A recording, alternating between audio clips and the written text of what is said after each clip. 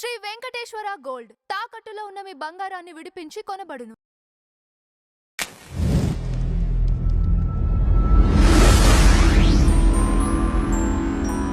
Madam నమస్కారం.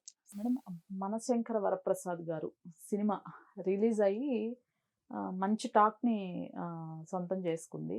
అట్లనే ఈ సినిమాకి సంబంధించి వీళ్ళు కోర్టుకు వెళ్ళటం, తాత్కాలికంగా కొన్ని ఆన్లైన్ పోర్టల్స్లో వాటిల్లో రివ్యూ రేటింగ్స్ ఇవన్నీ స్టాప్ చేయించడం సినిమాకి కలిసి వచ్చిందని చెప్పుకోవచ్చా? నిజంగానే బాగా స్ట్రాటజికల్గా వెళ్ళారు. ఓకే. నిజంగా కూడా అవసరం. ఇప్పుడు నాకు కొన్ని కొన్ని సినిమాలు ఫ్లాప్ అయినప్పుడు బాగా గుర్తు. విజయ్ దేవరకొండ సినిమాకి ఇలాగే మా నెగిటివ్ టాక్ తీసుకుని వస్తే నేను మాట్లాడా దాని గురించి. ఇతివృత్తం గురించి కాదు. అంటే ఇప్పుడు అతను ఆల్రెడీ అర్జున్ రెడ్డి అలాంటి సినిమాల్లో చేస్తున్నాడు కాబట్టి అతన్ని సపోర్ట్ చేయొచ్చా చేయకూడదని ఆ కాన్సెప్ట్లో వెళ్ళాల. నేను జనరల్గా ఒక సినిమా అంటే ఒక హీరో కాదు, కాకపోతే హీరో పేరు చెప్తే సినిమా గుర్తుంటుంది కాబట్టి మనం హీరో అంటాం. హీరో పేరే మాట్లాడతాం, లేదంటే డైరెక్టర్ పేరు మాట్లాడతాం. అసలు సినిమాలు ఎలా తీస్తారు, దానిలో ఎంతమంది కృషి ఉంటుంది, అది ఒక కలెక్టివ్ వర్క్. సినిమా అనేది 24 క్రాఫ్ట్స్ కలిసి కష్టపడి ఎండ వాన అనకుండా, తిండి తింటారో లేదో టైంకి సంబంధం లేకుండా ఎన్నో కష్టాలు నష్టాలకి కూర్చి సినిమాలు చేస్తారు. అలాగే ఈ నిర్మాత ఆస్తులు అమ్మి చేస్తాడా, లేకపోతే అప్పులు చేసి చేస్తాడా, లేదు రేపొద్దున సినిమా రిలీజ్ అంటే ఈ రోజున బాక్సులు బయటకు వస్తాయో లేదో, రిలీజ్ డేట్ పెట్టుకున్న తర్వాత బాక్సులు బయటకు వస్తాయో లేదో టెన్షన్తో గుండెపోట్లు తెచ్చుకున్న వాళ్ళు కూడా ఉన్నారు. ఇన్ని అష్ట కష్టాల మధ్య సినిమాలు వాళ్ళు తీస్తే, పైగా ఈ సినిమా తీసిన తర్వాత ప్రొడ్యూసర్ కన్నా నష్టపోతే ఆ భారం ఎవరో తీసుకోరు. ఎవరికి వాళ్ళు ఇప్పుడు చిన్న చిన్న ఆర్టిస్టులు అనుకోండి, వాళ్ళకి ముందే ఇచ్చేయాలి, ఎప్పటికప్పుడు వాళ్ళకి ఇచ్చేయాలి. మ్యాక్సిమం ఏం చేయగలుగుతాడు ఒక ప్రొడ్యూసరు, ఒక హీరోని బతిమలాడుకోగలుగుతాడు, ఒక హీరోయిన్నో లేకపోతే ఎవరన్నా పెద్ద యాక్టర్లు ఉంటే కనుక వాళ్ళని బతిమలాడుకుని చెక్కులు ఇచ్చి తర్వాత ఇస్తానో ఏదో ఒకటి చెప్తాడు. కానీ మిగతా ఫార్మాలిటీస్ అన్నీ కంప్లీట్ అవ్వకుండా బాక్సులు బయటికి రావు. ఇది అందరికీ తెలిసిన విషయమే కదా. మరి ఇలాంటప్పుడు ఎన్ని కష్టాలు ఉన్నప్పుడు అసలు నోరుంది కదా అని, పెన్నుంది కదా అని వాగటం రాయటం చేస్తా సినిమా గురించి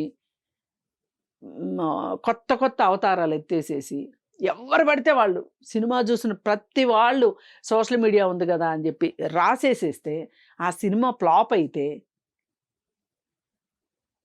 ఆ నిర్మాత పరిస్థితి ఏంటి?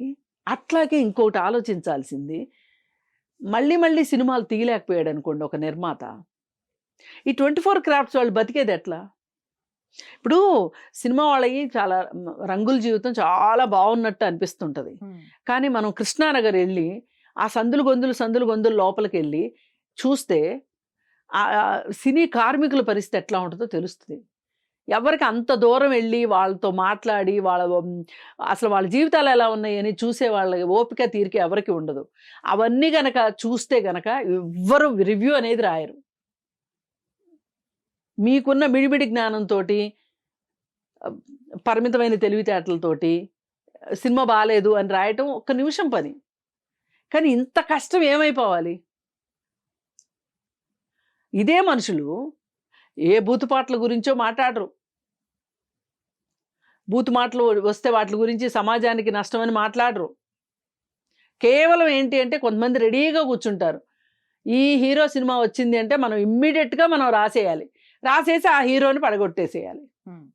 అది వాళ్ళకి ఇష్టమైన హీరో అనుకోండి. నిజంగా రాజకీయాల్లో ఎన్ని రాజకీయాలు ఉంటాయో సినిమాల్లో కూడా అంతే రాజకీయాలు ఉంటాయి. అందుకని నాకు బాగా గుర్తు, లాస్ట్ ఇయర్ అనుకుంటా విజయ్ దేవరకొండ సినిమా గురించి ఇట్లా ఎవరు పడితే వాళ్ళు రాస్తే పరిశ్రమ నష్టపోతుంది. ఇప్పుడు మీరు ఒక ప్రత్యేకించి ఒక అంశం తీసుకోండి, ఇది కరెక్ట్ కాదు, ఇది సమాజానికి మంచిది కాదు, ఇది అలా ఉండకూడదు అని చెప్పండి, బాగుంటుంది. కానీ మీరెవరు ఇష్టారీతిన చూసేసి మీ అభిప్రాయాలు చెప్పటానికి? పోనీ కనీసం ఒక వారం రోజులు ఆడనివ్వండి, ఒక వారం రోజుల తర్వాత ఇవ్వండి. అసలు కూర్చొని ఇంటర్వెల్లోనే సినిమా గురించి బయటకు వచ్చేస్తుంటే సినిమాకి వెళ్ళాలని వాళ్ళు ఎలా వెళ్తారు అసలు? అందుకే ఇప్పుడు విజయ్ దేవరకొండ కూడా స్టేట్మెంట్ ఇచ్చింది, ఇదే పని నేను చేసుంటే గనక నాకు నా సినిమాలు అన్ని సినిమాలు ఫ్లాప్ అయ్యేవి కాదు అని చెప్పి. ఏది ఏమైనప్పటికీ ఒక్క విజయ్ దేవరకొండనే కాదు, ఏ హీరో అయినా, అది చిన్న హీరోనా పెద్ద హీరోనా, పెద్ద సినిమానా చిన్న సినిమా అని కాదు, ఇలా అడ్డగోలు రివ్యూలు రాయటం. ఇప్పుడు మనకి తెలుగులో సినీ క్రిటిక్స్ భరద్వాజ్ గారు రాస్తారు, చాలా బాగుంటుంది ఆయన ఆయన శైలి కానీ ఆయన తీసుకునే అంశాలు కానీ చాలా బాగా రాస్తారు. అట్లా కొంతమంది సినిమా వాళ్ళు ఉన్నారు, వాళ్ళు చాలా బాగా ప్రజెంట్ చేస్తారు. కానీ మాట్లాడడం వచ్చిన ప్రతి వాళ్ళు రివ్యూలు ఇచ్చుకుంటా వెళ్ళి కొంతమంది కావాలని కొన్ని కుటుంబాలను టార్గెట్ చేసి రాసేవాళ్ళు కూడా ఉన్నారు కొంతమంది. ఇది కరెక్ట్ కాదు. వీళ్ళు చేసింది కరెక్టే చేశారని చెప్పుకోవచ్చు. ఇలాంటి ముందు జాగ్రత్త ఈ ఐడియా రావటం కూడా మంచిదయింది. ఇది ఒక రకంగా ఈసారి నుంచి సినిమాలు తీసేవాళ్ళు ఎవరైనా సరే ప్రతి ఒక్కళ్ళు వెళ్ళి తెచ్చుకునే కన్నా అసలు అందరు కలిపి ఒకటే వచ్చేసింది అనుకోండి, ఇది మంచిది కదా. అసలు ఇప్పుడు ఎవరికాళ్ళు ప్రతి ఒక్కళ్ళు వెళ్ళి తెచ్చుకునే బదులు అందరూ కలిసి వెళ్ళి తెచ్చేసే ఏ సినిమా గురించి అయినా వారం రోజుల వరకునో 10 రోజుల వరకునో మాట్లాడకూడదు, రివ్యూలు ఇవ్వకూడదు అనేది ఇచ్చేస్తే గనక ఈ రేటింగ్స్ అసలు కొన్ని సినిమాలకి ఎందుకు 5/4 వస్తుందో తెలీదు, కొన్నిటికి 5/1 ఎందుకు వస్తుందో తెలీదు. ఇది అందుకని ఏంటంటే ఇలా చేశారు కాబట్టి ఈ సినిమా ఆడుతుంది అనిపిస్తుంది. ఇకపోతే సినిమా గురించి కూడా ఒక 2-3 అంశాలు మాట్లాడుకోవచ్చు మనం. ఓకే, ఒకటి ఏంటంటే పాత రోజుల్లో దళపతి సినిమాలో ప్రేయసి నీవే ప్రేయసి నేనే అనే ఒక పాట ఒకటి చాలా పాపులర్ సాంగ్. అది అప్పటి నుంచి ఇప్పుడు దాకా ఇప్పుడు పాత వాళ్ళ నోట్లోనూ అప్పుడేమో మొత్తం నోట్లోనూ నానింది ఆ పాట. ఆ పాట చాలాసార్లు వాడారంట ఈ సినిమాలో. నయనతార చిరంజీవి వచ్చిన ప్రతిసారి అది పాప్ అయిందంట. అయితే అసలు ఇళయరాజాని అడిగారా లేదా, అడగకుండానే వేసుకున్నారా? అడగకుండా వేసుకుంటే మటు చచ్చారే. ఇళయరాజా అస్సలు ఊరుకోడు. అంత ప్రాణం అంటే ప్రాణ స్నేహితుడు బాలసుబ్రహ్మణ్యాన్నే వదలలేదు, ఎవరిని వదలడు ఆయన. ఈ విషయంలో చాలా కర్కశంగా ఉంటాడు. కానీ ఇన్ని తెలిసి వీళ్ళు ఆయన అడక్కోకుండా వేసుకుంటున్నారని నేనైతే అనుకోను. అదొకటి ఈ సినిమాకి బాగా కలిసి వచ్చిన అంశం. అలాగే అనిల్ రావిపూడి పైన ఒక రకమైన విమర్శ చాలామంది చేశారు సంక్రాంతికి వస్తున్నాం అనే సినిమాలో. అది కొంచెం ఆ మెసేజ్ బాగా వెళ్ళినట్టుంది పిల్లోడికి. పిల్లాశ లేకోకుండా మంచిగా అదే బుల్రాజును పెట్టి కొంచెం నీట్గా తీశాడని చెప్పి చెప్తున్నారు. ఇది కూడా ఒక కలిసి వచ్చే అంశమే. ఎందుకంటే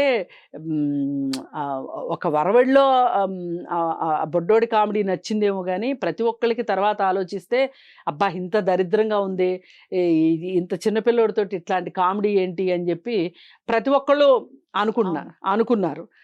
కాబట్టి ఏంటి అంటే అలా కాకుండా ఇంకొక వైపుగా తీశాడు కాబట్టి ఇది కొంచెం మెచ్చుకోవాల్సిన విషయమే.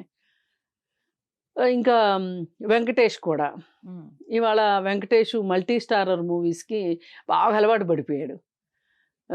పవన్ కళ్యాణ్తో చేయనివ్వండి, ఇంకొకరితో చేయనివ్వండి, ఒక రకంగా అది మంచిదే అలా చేయటం. తను కూడా ఎక్కడ ఈగోకి వెళ్ళకోకుండా నేనేదో పెద్ద హీరోని అన్న ఫీలింగ్ లేకోకుండా చక్కగా యాక్ట్ చేశాడు అని చెప్పి చెప్తున్నారు. ఇంక వీటన్నిటిని మించి నయనతారని ఎన్నుకోవటం కూడా ఈ సినిమాకి ప్లస్ అవటానికి ఒక కారణం. ఎందుకంటే నయనతార ఉన్న సినిమా ఏది ఇంతవరకు ఫ్లాప్ కాల అమ్మాయి ఫీల్డ్లోకి వచ్చిన తర్వాత. ఇంకా ఫైనల్గా చెప్పుకుంటే అసలు చిరంజీవి గారికి 70 ఏళ్ళు పైబడి ఉన్నాయి. 71 ఏళ్ళో ఏమో కదా! అంత వయసు ఉందా అనిపించేలాగా మెస్మరైజ్ చేసేటట్లు డాన్సులు వేశాడు అని చెప్పి చాలా కష్టపడి చాలా బాగా చేశాడు అని. అసలు ఆ సినిమా చూసొచ్చిన వాళ్ళు మాట్లాడిన మాటలు వింటే నాకు ఇది ఇంకో చంటబ్బాయి సినిమాలాగా అనిపించింది ఒక క్షణం. మరి స్టోరీ అది అంతా నేను వినలేదు. నేను టికెట్ రేట్లు తగ్గే వరకు అయితే నేనైతే సినిమా చూడను. టికెట్ రేట్లు తగ్గిన తర్వాత అయితే సినిమా చూస్తా. చూస్తే ఇంకా మాట్లాడుకోవచ్చు. ఓకే. నిన్న మొన్నో ఆయన మైక్ పుచ్చుకొని మాట్లాడేటప్పుడు ఇక్కడ చేతికి ముడతలున్నాయి అని చెప్పి దాన్ని ఇలా సున్నా గీసి ఎవరో సోషల్ మీడియాలో వేశారు. వేసి ముసలోడైపోయాడు చిరంజీవి అని. కానీ అప్పటికి సినిమా రిలీజ్ కాల. ఇప్పుడు చూస్తే గనక ఈ ఈ ముడతలు గురించి, ముడతలు ఉన్నప్పటికీ అంత వయసు ఉన్నప్పటికీ ఇలా ఎలా వేశాడురా బాబు, ఏమన్నా అమృతం తాగాడా అనిపించక మాందు.